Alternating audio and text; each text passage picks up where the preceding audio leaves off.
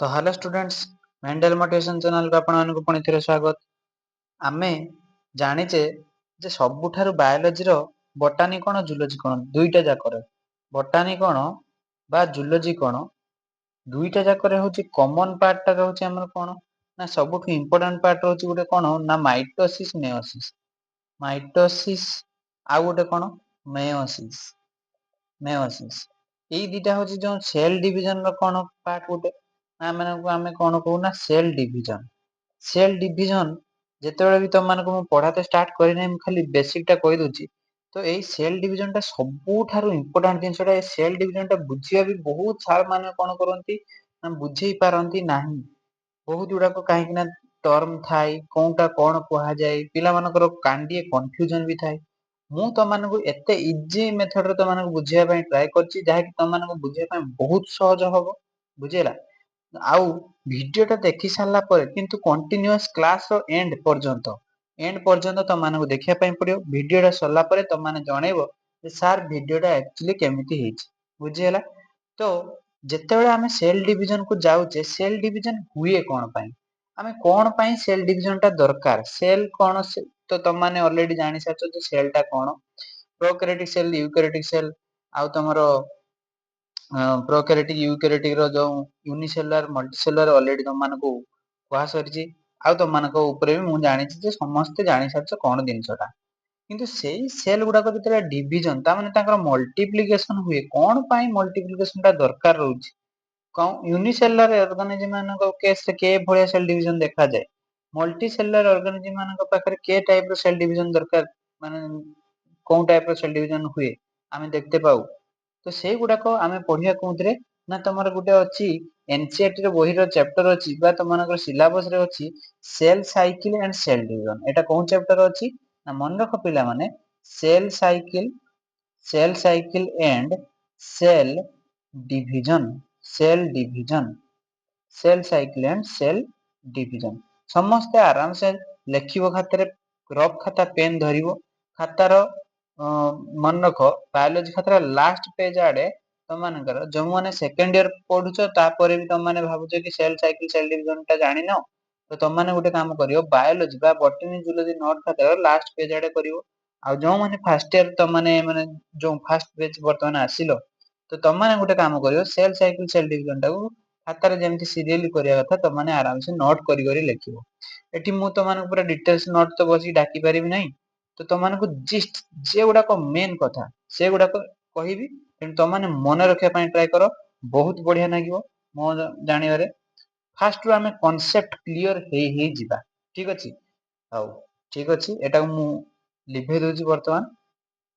ना थाउ हे जिवो देखिया कोन होछि। आमे फास्ट रे हेडिंग देले आमे कोन ना cell cycle and cell division छ पिला माने जे सेल डिवीजन टा हुए कोन पई धरा जाऊ मु त माने को गुटे कहली ये होछि रामर चित्र करदेली वर्तमान ये होछि राम ये नुआ नुआ जन्म होईछि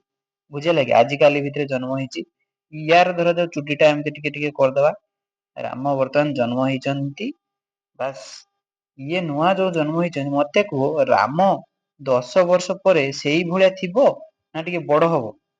तम माने निजे को राम सार 10 वर्ष पर निहाती बड़ हबो स्कूल जीवो पाठ पढ़िबो हां ना ना तो बड़ जो हेला मते गुटे कथा को छुट्ट थिला जो छुट्ट रु जो बड़ हेला कोन प्रोसेस रे से बड़ हेला केमिति से बड़ हेला सेईटा को आमे जते पढुचे सेईटा आमे कोनथरे बड़ के प्रोसेस रे बड़ होउची जे ना सेल डिवीजन ता सेल धरा जो सी जते जन्म होइतिला 1 कुटी ता माने गुटे माने करर ता माने गुटे कुटी धरा जाऊ सेल थिला सी जते बड़ हेची एति जो बढ़ी हेलानी ताने सेठी धरा जाऊ 10 कुटी सेल हे हेलानी ता पाखरे 10 करर 10 करर ता माने देखो से सेल टा जेतिकी थिला मल्टीप्लिकेशन ता माने डिवाइड हेई गुटे रे दिटा दिटा रे चारटा चारटा रे आठटा आठटा रे 16 16 रे 32 एमिति हेई केते हेई गलानी 10 कोटी। तो जेतेबेले सेल गुडा को डिवीजन हेई होचंती तो ता माने आमे जानि पारुचे सी होची सेल डिवीजन टा ताने सी माने जति छोटो साइज थिला सी सेति बढ़िला ताने बढ़ुचंती माने सेठी कोन होची सेल डिवीजन होची बुझी हेला ना आराम से जानि परछो। अच्छा एई जो सेल डिवीजन होउची दी माने तमनक तीनटा टाइप रो सेल डिवीजन देखा जाय ତା ପୂର୍ବରୁ ଏ ଯୋଉ ସେଲ୍ ଡିଭିଜନ ପୂର୍ବରୁ ତମ ମାନଙ୍କୁ ମୁଁ ଟିକେ କନସେପ୍ଟ ପଳେଇବା କୋଉଟାକୁ ସେଲ୍ ସାଇକେଲଟାକୁ କୋଉଟାକୁ ପଳେଇବା ଆମେ ସେଲ୍ ସାଇକେଲଟାକୁ ସେଲ୍ ସାଇକେଲଟା କଣ ଜିନିଷ ସେଲ୍ ସାଇକେଲ ଆମେ କାହିଁକି ପଢିବା କଣ ଜିନିଷ ଦେଖ ଏଇ ସେଲ୍ ସାଇକେଲଟା ଛୁଆ ମାନେ ପଢି ସାରିଲା ପରେ ଆମେ କୋଉଟାକୁ ଯିବା ସେଲ୍ ଡିଭିଜନକୁ ଯିବା ନେକ୍ସଟ ପେଜକୁ ତମ ମାନଙ୍କୁ ଇଜି କରିକି ମୁଁ ବୁଝେଇ ଦଉଛି ଆମେ ତାହେଲେ କଣ ହେଡିଂ ଦେଲେ ଫାଷ୍ଟ ନା ମନେ ରଖ ସେଲ୍ ସାଇକେଲ କଣ ହେଡିଂ ଦେଲେ ସେଲ୍ ସାଇକେଲ ବୁଝିଗଲା ସମସ୍ତଙ୍କର ସେଲ୍ ସାଇକେଲଟା ଗୋଟେ କଣ ଦେଖ ସେଲ୍ ସାଇକେଲଟା କଣ ନା ଯେତେବେଳେ ବି ଆମର ସେଲ୍ ଡିଭିଜନ ହବ କଣ ହବ ନା ସେଲ୍ ଡିଭିଜନ ହବ ସେ କେତେଟା ଫେଜ ଦେଇକି ଯିବ ମନେ ରଖ ସେଲ୍ ସାଇକେଲଟାକୁ କେତେଟା ଟାଇପ କରାହେଇଛି ଦିଟା ଟାଇପ କରାହେଇଛି ଏଇ ସେଲ୍ ସାଇକେଲଟାକୁ ଦିଟା ଟାଇପ କରାହେଇଛି କଣ ନା ଗୋଟେ ହଉଛି ଏମ୍ ଫେଜ ମନେ ରଖ ଗୋଟେ ଏପଟ ନାଖିବା ଏ ସାଇଡ କରିଦବା ମନେ ରଖ ଗୋଟେ ହଉଛି ଏମ୍ ଫେଜ ଆଉ ଗୋଟେ ସେକେଣ୍ଡ ହଉଛି ଫାଷ୍ଟ ତମମାନଙ୍କୁ କହିଦଉଛି ଫାଷ୍ଟ ହଉଛି ତମମାନଙ୍କର ଇଣ୍ଟରଫେଜ କଣ କରିବ ଇଣ୍ଟରଫେଜ ମନେ ରଖ ଇଣ୍ଟରଫେଜ ସେକେଣ୍ଡ ହଉଛି ମନେ ରଖ ଏମ୍ ଫେଜ ବୁଝିହେଲା ଗୋଟେ ହଉଛି ଇଣ୍ଟରଫେଜ ଗୋଟେ ହଉଛି ଏମ୍ ଫେଜ କାହାକୁ ଡିଭାଇଡ କରାଯାଇଛି ନା ସେଲ୍ ସାଇକେଲ କରାଯାଇଛି ସେଲ୍ ସାଇକେଲଟାକୁ ଡିଭାଇଡ କରାଯାଇଛି ସେଲ୍ ସାଇକେଲ ମାନେ ମୁଁ ତମମାନଙ୍କୁ ଆରାମସେ ଗୋଟେ ଷ୍ଟ୍ରକ୍ଚର କରିଦଉଛି ସାଇକେଲ ମାନେ କଣ ସାଇକେଲ ଚକ ଭଳିଆ ଗୋଟେ ମୁଁ ଗୋଲ ଚିତ୍ର ଗୋଟେ କରିଦେଲି ଦେଖିପାରୁଛ ଆରାମସେ ଏ ସାଇକେଲ ଯୋଉ ଚିତ୍ର କରାଗଲା ଏ ସାଇକେଲ ଟାକୁ ମୁଁ ଏଇ ଭଳିଆ ତା ଭିତରେ ଆଉ ଗୋଟେ ରାଉଣ୍ଡ ଏମିତି ଷ୍ଟ୍ରକ୍ଚର କରିଦଉଛି ତମମାନଙ୍କୁ ବୁଝେଇବା ପାଇଁ ଆହୁରି ଇଜି ହବ ସାଇକେଲ ଚକର ଡବଲ ଟାୟାର କରିଦେଲି ଏମିତି ତାମାନେ ଏଟା ଚକଟା ବଢିଆ ରହିଲା ଆଚ୍ଛା ସେଲ୍ ସାଇକେଲ ଟାକୁ ଏମିତି ଦିଟା ଭାଗରେ ଡିଭାଇଡ କରାଯାଇଛି ଏଇଟା ଗୋଟେ ତା ମାନେ ମନେ ରଖ ଏଉଠୁ ଏଇ ଯୋଉ ଷ୍ଟାର୍ଟ ହେଲା ଏଉଠୁ ଚାଲି ଗଲା ଏତିକି ପର୍ଯ୍ୟନ୍ତ ଏଇଟାକୁ ଆମେ କହିବା କଣ ନା ମନେ ରଖ ଇଣ୍ଟରଫେଜ ତାକୁ କଣ କହିବ ଇଣ୍ଟରଫେଜ ବୁଝିହେଲା ତାପରେ ବାକି ଯୋଉ ଏଇଟା ଯୋଉ ରହିଲା ଏଇ ଜାଗାଟା ଏଇଟାକୁ କଣ କହିବା ଏମ୍ ଫେଜ ବୁଝିହେଲା ସମସ୍ତେ ଆରାମସେ ଦିଟା ଟାଇପ ର କରାହେଲା ଗୋଟେ ହଉଛି ଇଣ୍ଟରଫେଜ ଆଉ ଗୋଟେ କଣ କରାହେଲା ଏମ୍ ଫେଜ ବୁଝିହେଲା ତ ଇଣ୍ଟରଫେଜ ଟାକୁ ପୁଣି କଣ କରାହେଇଛି ଏଇ ଯୋଉ ଇଣ୍ଟରଫେଜ ଟାକୁ ଏଇଟାକୁ ପୁଣି ଡିଭାଇଡ କରାଯାଇଛି କଣ ଡିଭାଇଡ କରାଯାଇଛି ନା ମନେ ରଖ G1 ଗୋଟେ ସେକେଣ୍ଡ ହଉଛି ତାପରେ G1 ତାପରେ ହଉଛି S ତାପରେ ହଉଛି G1 କଣ ନା ମନେ ରଖ G1 ମାନେ ହଉଛି ଗେପ୍ 1 ତାର ଫୁଲ ଫର୍ମ କଣ ଏଇଠି ଲେଖିଦଉଛି ଗେପ୍ 1 ବୁଝିହେଲା S କଣ ନା ସିନ୍ଥେସିସ୍ G2 ମାନେ କଣ ନା ଗେପ୍ 2 ତମ ମାନେ କହିବ ସାର୍ ଟୋଟାଲି କିଛି ବି ବୁଝି ହେଲା ନାହିଁ ଦେଖ ଆରାମସେ ବୁଝିଦବା G1 S G2 ଏଇ ତିନିଟା ଫେଜ କାହାକୁ ଡିଭାଇଡ କରାହେଲା ତମମାନଙ୍କୁ କହିଲି ଏଇ ଇଣ୍ଟରଫେଜ ଟାକୁ ତିନିଟା ଟାଇପ ର ଡିଭାଇଡ କରାଯାଇଛି ଗୋଟେ ହଉଛି G1 ଗୋଟେ ହଉଛି S ଗୋଟେ ହଉଛି G2 ଏଇ ଇଣ୍ଟରଫେଜ ଏଇ ସେଲ୍ ସାଇକେଲ ଟା ଯେତେବେଳେ ଧରାଯାଉ ଏଇଟା ଆମର ଗୋଟିଏ ସେଲ୍ ଅଛି ଏଇଟା ଗୋଟିଏ ଆମର ସେଲ୍ ଅଛି ଏଇ ସେଲ୍ ଟା ମତେ ଗୋଟେ ପିଲାମାନେ ତମେ କୁହ ଏଇ ସେଲ୍ ଟା ଯେତେବେଳେ ଡବଲ ହବ ତା ମାନେ ଦିଟା ସେଲ୍ ହବ ଏଇ ସେଲ୍ ଟା ଯେତେବେଳେ ଦିଟା ସେଲ୍ ହବ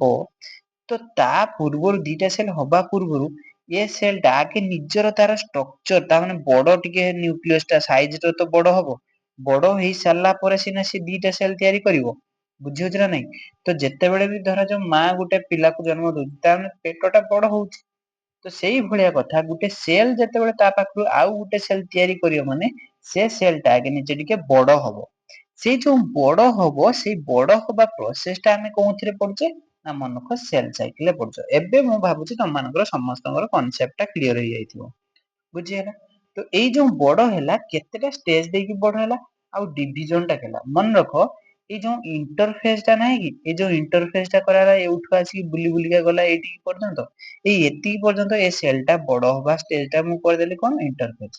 ବାକି ଯୋଉ ଏମ୍ ଫେଜ ଟା ଯୋଉ ଚିତ୍ର କରାହେଇନି କି ନାଲିଆ ତ ଏଇଟା ହଉଛି କଣ ହବ ନାଇଁ ଯୋଉ ବଡ ହେଇ ସାରିଲା ପରେ ଦିଟା ଯୋଉ ଅଲଗା ସେଲ୍ ହେଇଗଲେ ଏଇଟା ଗୋଟେ ସେଲ୍ ହେଇଗଲା ଏଇଟା ଗୋଟେ ସେଲ୍ ହେଇଗଲା ଏଇଟା ହଉଛି ଡିଭିଜନ ଫେଜ ବା ୟାକୁ କୁହାଯାଏ କଣ एम फेज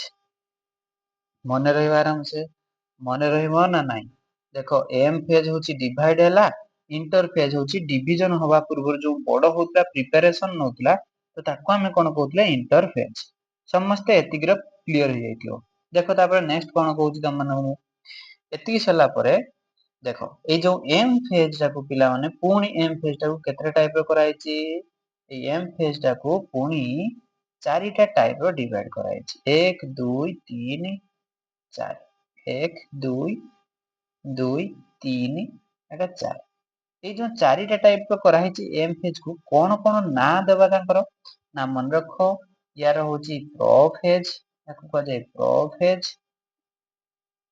फेज सेकंड होची मेटा फेज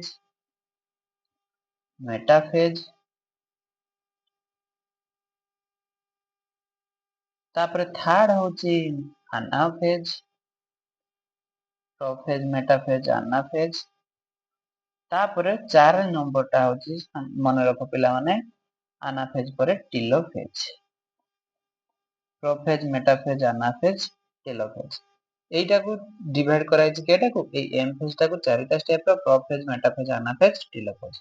बुझियला तापर देखो मु तो मानको आउ टिके टिके कहि दिए सब गुडा कर मु कहू जेतेले सब गुडा को हमें पॉइंट सारी सारी जीवा त माने जानिछो सर टिके कहि माने टिके सब गुडा कर कांसेप्ट क्लियर करि करि जीवे देखो ए जो तो मानकर आसिला जीवन फेज रो ए जीवन फेज रो हुए कोन ए जीवन फेज रो मन रखो सेल गुडा को मेटाबॉलिकली एक्टिव आ कंटीन्यूअसली ग्रो करिवे ता माने सेल गुडा को सब ग्रो करिवो बढ़िवो बुझियला आउ कोन हबो ना एक्टिव रहिवे मेटाबॉलिकली लिखि दोछि मेटाबॉलिकली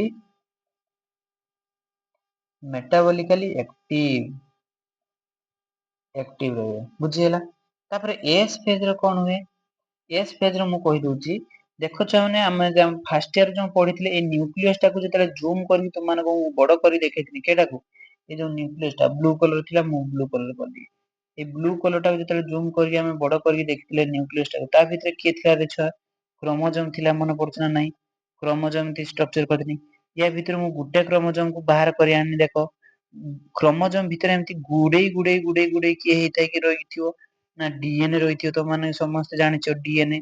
तो जेतेबेले एई डीएनए टा गुटे डीएनए अछि